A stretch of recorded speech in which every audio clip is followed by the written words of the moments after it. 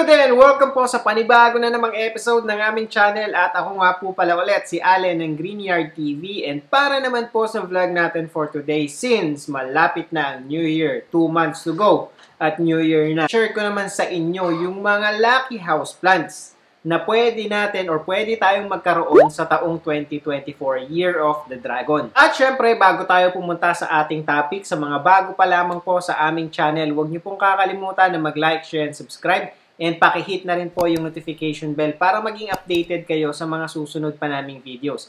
Please also visit and support na rin po yung aming Facebook and Instagram page, Greenyard PH po. At sa mga gustong bumisita sa aming garden na andi dito po sa screen yung aming complete address. So, eto na nga, pumunta tayo sa ating listahan. Pero clarify lang natin ha. Siyempre, ito po ay yung mga halaman or house plants na pwede nating i-display na kino-consider na lucky house plants daw po for 2024. So, merong mga bago dito sa mga halamang to na wala dun sa mga nakaraang listahan. Ito yung maganda dito sa topic natin for today. And syempre, ito po ay ano lamang, reference lang doon sa mga naniniwala. Lahat naman ng house plants ay pwede nating magkaroon. Pero syempre, may mga kababayan tayo or may mga nanonood and subscribers tayo na nag-aabang ng mga ganitong topic at naniniwala sa mga feng shui. So, ito yung for 2024 po. Unahin na po natin sa ating listahan yung tinatawag na basil. Pagdating po dito sa basil, ito napakaraming benefits ang pwede nating magkaroon. And ito, isa-isahin lang natin. Bukod sa talagang ginagamit siya sa pagluluto,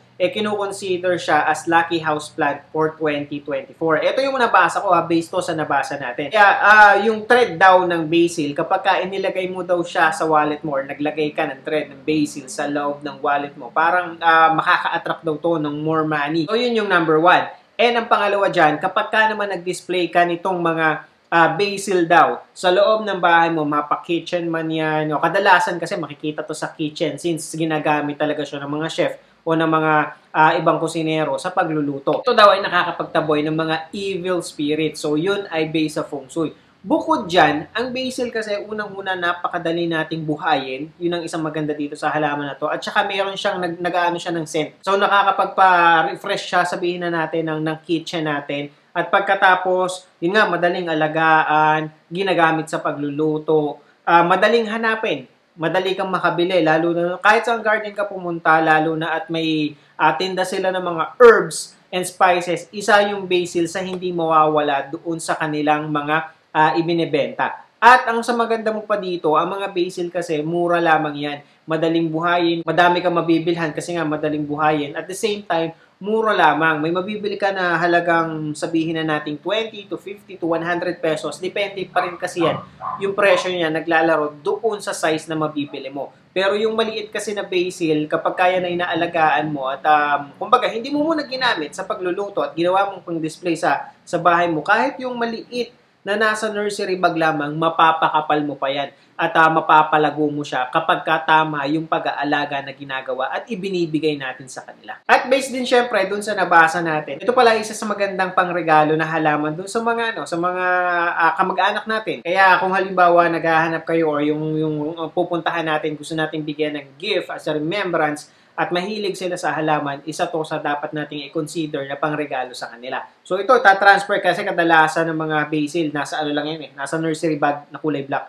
So tatransfer na lang natin siguro sa mas presentable at mas magandang mga sabihin na nating pot, yung mga plastic pot, o kaya yung mas maganda kung halimbawa sa ceramic pot. And ito kasi daw ay pinaniniwalaan na pinoprotektahan yung tao sa mga evil spirits at pangalawa ay nag-a-attract nga ng money. Kaya yun na, number 1 sa ating list, itong basil. Ang susunod o ang number 2 sa ating listahan ay yung tinatawag naman natin na rosemary. Ito ay kasamahan ng basil pagdating naman dun sa category niya na mga herbs. So ito kasi ang origin talaga nito ay nasa Mediterranean at saka siya ay family ng mint, ang rosemary. Ang isa mo sa maganda dito sa rosemary is sobrang bango ng halaman na to. Yung amoy na pagka-mint, yun yung nadadala talaga nito kapag may tanim ka nito sa bakuran mo. Pwede mo kasi siyang itanim sa bakuran mo sa gilid ng bahay mo. May mga nilandscape kami na nire-request din talaga nila na halimbawa yung isang area or spot doon sa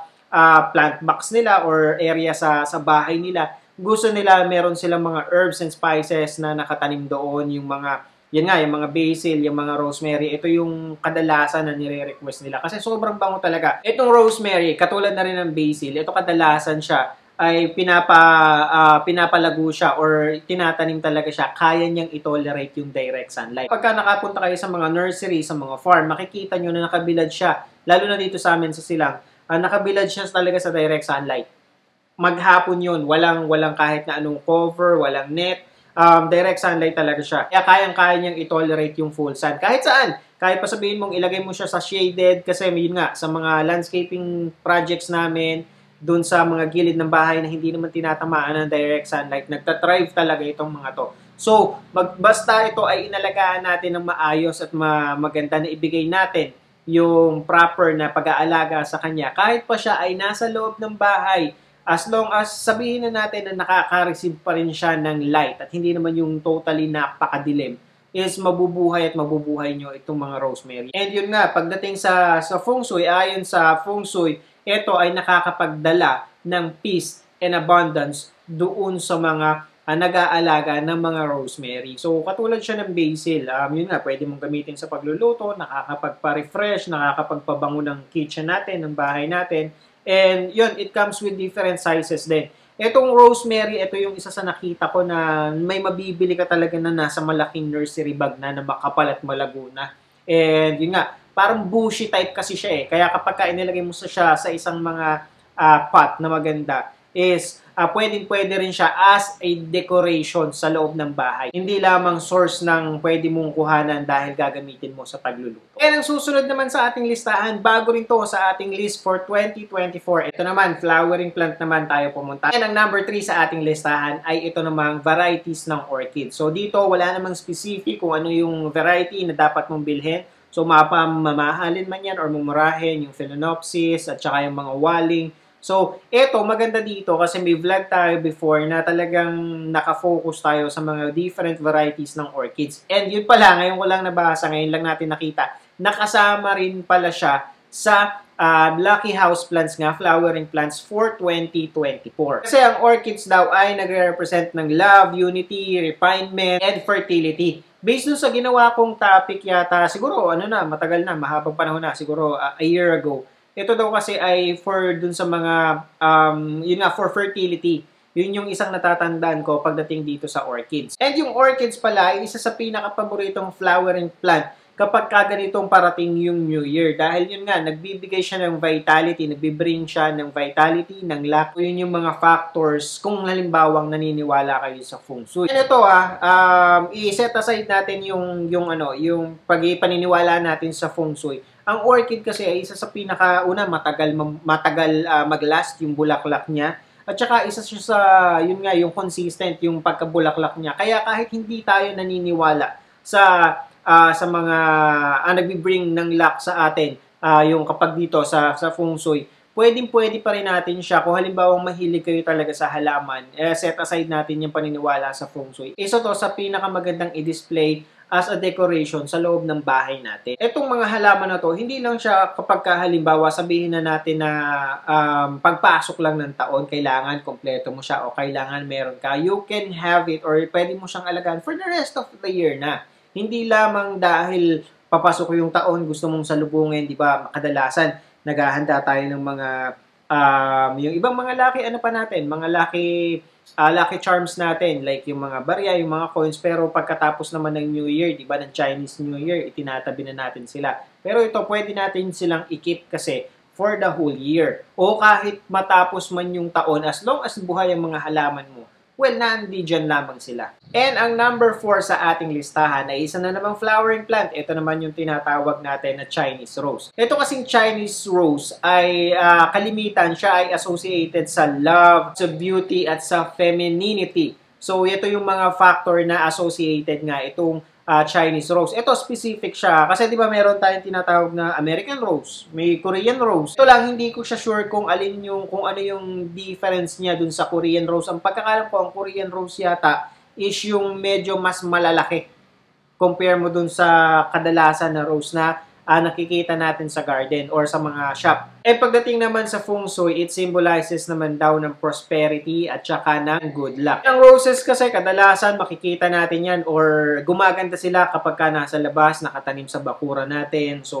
kapag ka may potted tayo. Dalawa yung pwede natin gawin dito. It's either meron tayong pot na rose o Chinese rose talaga na i-display natin sa loob ng bahay, or di kaya naman, pwede naman natin nasa labas yung ating rose. Meron tayong sabihin mong flower bed dyan. Meron tayong pots dyan na may tanim ng mga rose. And then pwede nating pitasin yung mga bulaklak niyan. Ilagay natin sa vase. Ilagay natin sa loob ng bahay. Diba? So meron na tayong tanim na Chinese rose sa labas. Tapos na i-display pa natin yung mga flowers nila doon sa loob ng bahay natin. So, yun yung mga pwede nating gawing or paglaruan pagdating sa pag-aalaga nitong Chinese rose. Hindi naman specifically na nakalagay, naka-indicate na dapat yung buong halaman talaga is nakalagay sa loob ng bahay natin. Depende na lamang kung alin yung mas gusto natin. Pero for me siguro, na yung naka-vase lang yung mga flowering or yung mga bulaklak nitong ating mga roses. Ang susunod naman po sa ating listahan ay itong tinatawag na sweet orange tree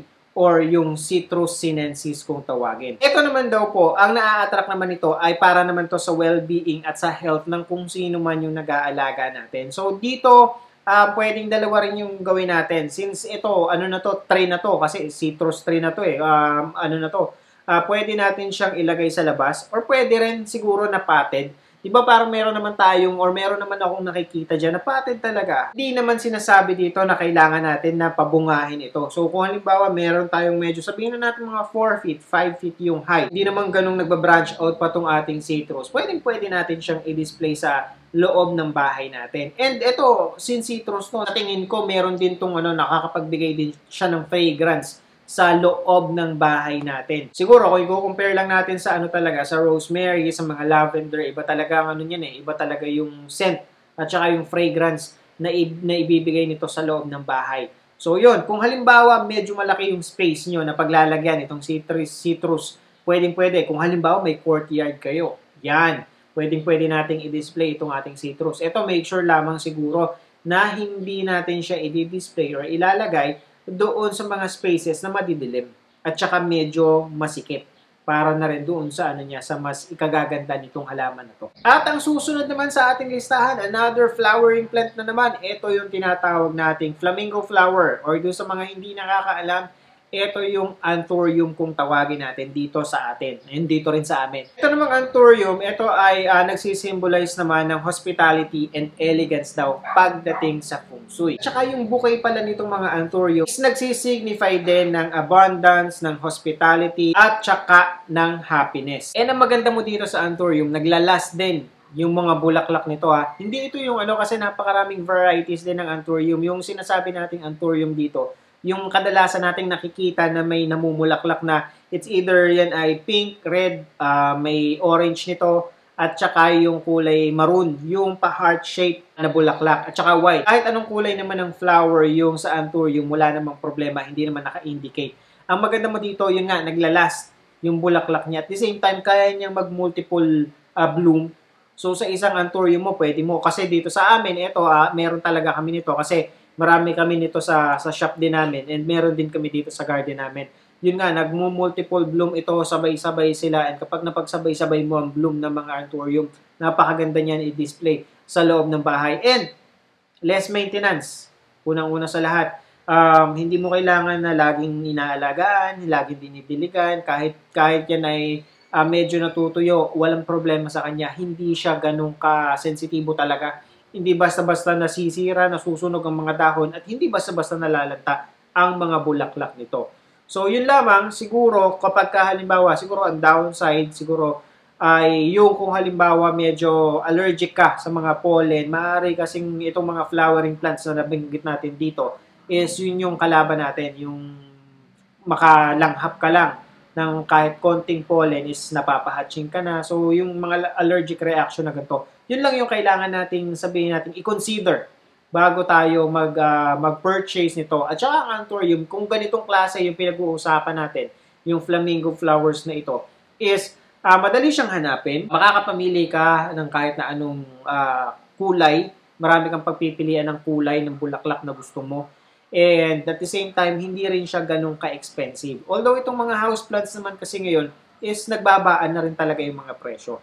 Yun. So kung wala pa kayo nitong Anthurium, this is the time kasi meron pa naman tayong 2 months para maipon yung mga lucky house plants for 2024. Ang susunod naman sa ating listahan ay yung tinatawag naman natin na Pakira. So pagdating dito, Pakira, ito yung tinatawag na money tree or yung tinatawag din na good luck tree. Ito yung masasabi natin na yearly talaga kasama. Kasama talaga siya palagi pagdating sa sabihin na nating popularity-wise and pinaka-popular siya pagdating sa feng shui, itong money tree or Pakira kung tawagin. Ang maganda mo dito sa Pakira kasi, ngayon, dati, ang mabibili mo lang yan yung nakatirintas and yung braided na 5, 7, at saka kung ano-ano pa, at saka yung height. Ngayon kasi, iba't ibang varieties na. Meron itong variegated, meron yung golden yung variegation, meron yung white yung variegation, meron yung yung original, yung ordinary, yung color green lamang. Kadalasan lang na nabibili natin na yung mga variegated na yung grafted na siya. So, nanggaling siya o ang puno niya is talaga yung sabihin natin ordinary na color green. Pagkatapos, tinusukan na lamang siya or ginraftan siya ng mga variegated na sanga. Na hanggang sa lumaki ng lumaki at yung yun, hindi naman siya bumabalik sa pagka-ordinary na. Pagka-ordinary niya, tuloy-tuloy yung yung pagkakaroon niya ng mga variegation na dahon. Maganda mo lang ngayon kasi is napakarami mo ng option.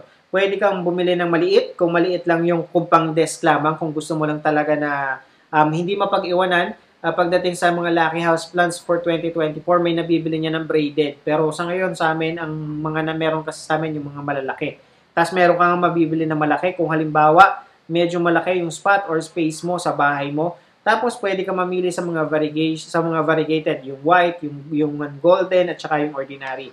And dito sa yung ordinary, syempre siya yung pinakamura. Pero dati kasi kahit yung variegated mahal, pero ngayon medyo mababa na yung presyo niya. May mabibili ka dyan ng mga 300, 500, hanggang sa palaki ng palaki, syempre, medyo pataas yung presyo. Ganoon naman kasi talaga lagi pagdating sa halaman. And ang isa pa, kung halimbawa, ordinary lang yung meron ka, pero medyo mataas siya, around 4 feet, puno talaga, na nakalagay sa medyo malaking pot. Ang isang pinaka nagbibigay dito ng sabihin na natin na nakakapagdagdag pukaw or pansin dito sa mga money tree, kapag tinalian mo, kadalasan siya tinatalian ng red na ribbon sa mga sanga niya, sa pinaka main trunk niya, at saka ang isa pang magdadala kasi dyan sa mga pakira o dun sa mga natin is yung malalaking pakira natin is yung pot na paglalagyan mo. Kaya naman dito sa amin, hindi kami nagpapawala niyan. Dun sa corner ng bahay namin, nilalabas lang namin ngayon kasi nag-general cleaning. So, yung pakira namin, laging meron dito sa bahay. Hindi na siya tinatanggal. At saka madali siyang alagaan. Ito, mapa-inside, yung mga ordinary, mga puno talaga, sa labas talaga yan lumaki. Pero kahit ilagay mo siya dito sa loob ng bahay, as long as tinatamaan siya ng liwanag, mabubuhay at mabubuhay. Yun namang mga braided na nasa maliliit, let's say mga wala pang 1 foot yun, wala pang 12 inches yung taas, although meron namang lumalampas. So yun, ang pinakakalaban lang natin doon is yung tinatawag na pasek dito sa amin or yung pagkalusaw. Kasi kapag siya ay na-overwatered, kasi maliliit pa yun babies pa yun kung tutuusin, mga bagong sibol lang yun. So, tendency nun is madali sila minsan, pagka ang nabili mo ay hindi pa full established na pakira na maliit, kadalasan dyan, nalulusaw talaga, napuputulan, or na yung, halimbawa, yung isang naka-braid sa kanya, isang piraso, yun yung nalulusaw sa kanya. So, yun yung dapat nating i-avoid, yung pagkapasek or pagkalusaw ng mga puno nung maliliit natin na pakira. Kasi dyan sila vulnerable yung ganyong size. Ingat tayo sa kailangan medyo alaga natin sila sa pagdidilig natin. Hindi talaga pwede sa kanila yung too much water. Lalo na maliit lang yung pot na pinaglalagyan natin sa kanila. And last but not the least sa ating listahan ay yung tinatawag naman natin syempre na jade plant. Isa rin to sa kung ang pakira isa sa pinaka popular pagdating sa feng shui. Isa rin tong jade plant na hindi nawawala talaga. Pagdating sa mga succulents, ito yung pinakasikat. Ito yung laging nakakasama sa mga feng shui. Hindi ito nawawala. Ito ay inaalagaan din ng karamihan din kasi ng mga Chinese. And ginagawa pa nilang pangregalo sa mga bagong open na businesses. So, halimbawa may mga business may mga establishment. Ito yung isa sa pinakamagandang pangregalo daw eh. So yun, kung halimbawa may mga friend kayo na may mga sabihin natin may mga businesses, may mga commercial buildings, and gusto nyo magbigay ng regalo, ito yung isa sa pinakamagandang ibigay sa kanila. And yun, madali lang ding hanapin ang jade plant. Medyo, ang pag-aalaga nito, sabihin natin madali din, pero hindi siya kasing dali ng sapakira. Hindi siya kasing dali ng ibang mga halaman. Kasi dito, kapag kunyari, ito, when it comes sa watering, doon tayo magkakatalo dito. Kapag kulang siya sa water at saka sabihin natin kulang siya sa sunlight, madilim yung pinaglagyan natin, nagiging leggy itong ating mga jade plant. Humahaba yung sanga niya tapos hindi ba kumpul-kumpol yung bawat piraso ng dahon niya. Pagkatapos, isa pa, papayat, maninipis. At saka, yun nga kasi ito, yung mga bawat dahon niya, pag hinawakan mo, ang kakapal niyan ang lalapad niyan nagmumukha siyang manipis na para bang matamlay or parang hindi ganun ka-healthy yung jade plant natin. And ang pagdating naman dito sa watering yan, dito din tayo magkakatalo. Pagka ito talaga ay too much water, papansin nyo nang lalaglag unti-unti, isa-isa yung mga dahon niya. Ito naman jade plant, as pagka ito ay mas mayabong, mas makapal, mas malago, mas maganda. Dahil, syempre, pagka nabuwasan niya, makikita mo yung bungi talaga kagad. Unlike ba ng ibang mga halaman, pitasan mo, bawasan mo ng dahon, o kahit ng isang sanga, hindi kita dahil makapal na itatago ng ibang dahon niya. Pero itong jade plant, kitang-kita dahil kumakain talaga ng space ang bawat dahon nito eh. So, yun lang. Make sure lang natin na hindi sila maglalak sa sunlight. Pangalawa, hindi tayo mag-overwater. Yun yung pinakakalaban nito. Tandaan natin na yan ay succulent na halaman. So, mas kaya niyang i-tolerate yung sabihin nating underwatering o yung underwatering compare mo doon sa overwater. Kasi tandaan natin, yung mga dahon na yan, kaya yan makakapal, yung succulent na yan, is meron yung tubig. Nakakapag-keep sila ng tubig dyan. Kaya hindi nila kailangan na talagang laging dinidilig. So, ito, kung halimbawa meron tayong set ng mga halaman dito na kailangan diligin everyday, ito, hindi dapat natin siyang isama dun sa schedule ng mga araw-araw na dinidilig. Lagi nating i-check pa rin, pinaka-the best pa rin dito, kung yung soil niya ba is dry na or basang-basa pa. Kung kaya natin, kung meron tayong pang-check yung stick na ma-monitor natin, ma-check natin yung pinaka-ilalim niya. Minsan kasi tuyo nga yung pinaka-ibabaw, pero yung ilalim hindi mo na no-notice. Lalo na kung medyo pangit yung drainage hole mo, yung pala yung ilalim, basang-basa. So, sasabihin mo, bakit ganoon? Tuyo na naman yung ibabaw, nung dinilig ko siya. Pero hindi mo nalalaman na yung pinaka-ilalim pala is basang-basa pa. So, yun, mag-focus din yun ng pagkalagas ng dahon dahil sa overwatering pa din. So, yun lamang po, and I hope nakatulong at nag-enjoy kayo sa panonood ng video na to. And again, sa mga bago pa lamang po sa aming channel, huwag niyo pong kakalimutan na mag-like, share, and subscribe, and pakihit na rin po yung notification bell para maging updated kayo sa mga susunod pa naming videos. Please also visit and support na rin po yung aming Facebook and Instagram page, Greenyard PH po. So, magkita-kita po ulit tayo sa susunod na episode ng Greenyard TV, and thank you for watching.